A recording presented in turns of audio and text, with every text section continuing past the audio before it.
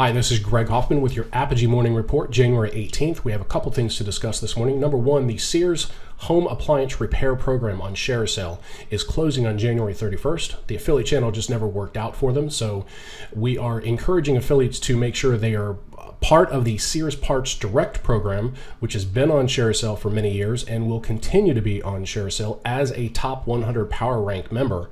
That program is doing great, so make sure you are joined and active in Sears Parts Direct.